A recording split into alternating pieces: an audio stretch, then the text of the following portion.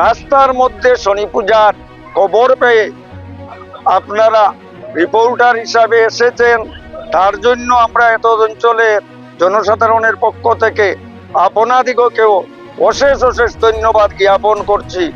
ধন্যবাদ। আমাদের বসন্তপুর চৌরঙ্গী, যেখানে আজকে 4 বছর যাবৎ প্রত্যেক মাসের প্রথম শনিবার গ্রহরাজ শনিদেবের পূজা অনুষ্ঠিত হয় এবং বৎসরে একবার মাঘ মাসের প্রথম শনিবার বড়ভাবে আমরা এই শনি পূজার উৎসব পালন করে থাকি। এই উৎসবে আমাদের বসন্তপুর, ভৈরবনগর, কৃষ্ণনগর, হইয়াকুড়ি, ধারণবাড়ি, মলকটিল্লা, সিংলারপাড়, গণিপুর, বিরজাপুর এত অঞ্চলের সকল শনি ভক্তগণ, হিন্দু ধর্মাবলম্বী ব্যক্তিগণ আমাদের এই পূজায় সাহায্য সহযোগিতা করে থাকেন এবং এই উৎসবে 1000-1500 লোকের প্রসাদের ব্যবস্থা করা হয় এবং সবাই আনন্দ উপভোগ করে। এই মন্দির আমাদের না থাকায় আমরা রাস্তার মধ্যে এই শনি পূজা উৎসব পালন করি।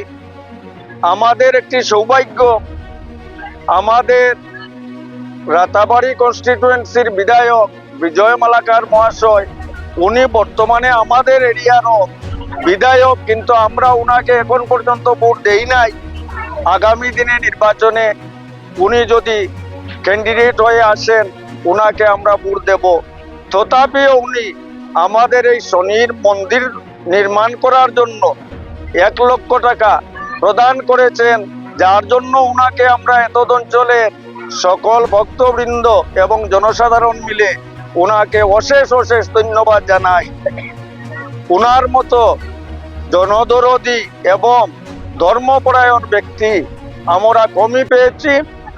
আমরা এতদিন ছিলাম সাউথ করিমগঞ্জে, তখন যারা এমএলএ হয়েছেন আমাদের এত অঞ্চলের হিন্দুদের মন্দির নির্মাণার্থে এমন কোনো সাহায্য সহযোগিতা করেন নাই, কিন্তু উনি আমাদের এরিয়ায় প্রথম এসেছেন।